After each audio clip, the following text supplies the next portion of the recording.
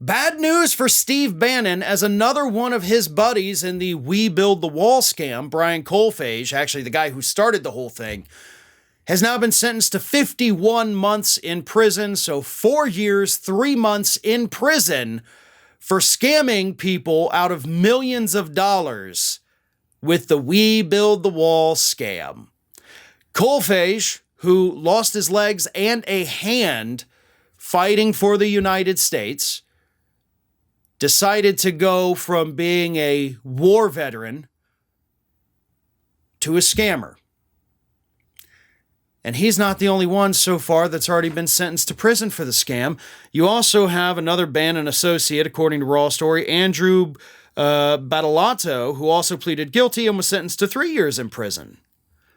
So, Kolfage, the mastermind of the original fundraising thing, he's now headed to prison for 4 years and 3 months. Another guy involved in it is already in his prison for 3 years.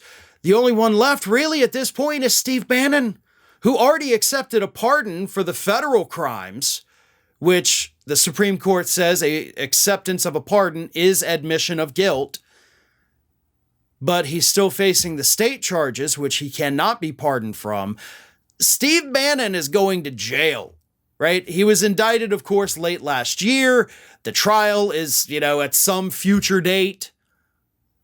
But if what's happening to all of his associates, who, by the way, have pleaded guilty, they're not even trying to fight it anymore. They're just like, you know what? Yep, I did it. I did it. Let's get a plea deal.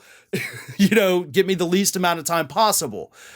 So by pleading guilty, they're also basically giving up their right, to Fifth Amendment protection, and they can testify against Steve Bannon.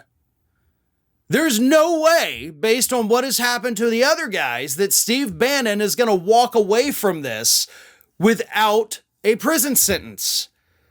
It may be 3 months, it may be 3 years, and it could be any number in between that.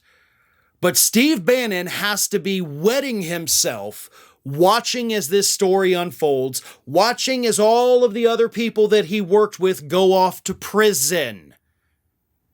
Because he knows he's next. Your trial date, again, it's in the future, but it's not that far into the future. The right wing already lost Tucker Carlson this week. It's going to be another major blow to them when they lose Steve Bannon's voice because he's locked away in prison for the next couple years. They're losing their mega donors. The Republican Party is in complete and total shambles right now. And it's because each and every one of them are being exposed as know-nothing grifters who are only good at pushing culture war and other nonsensical BS on the American public. This is Hattie. Hattie wants to know why you have not subscribed to our channel. You obviously like our videos, so do us a favor and subscribe.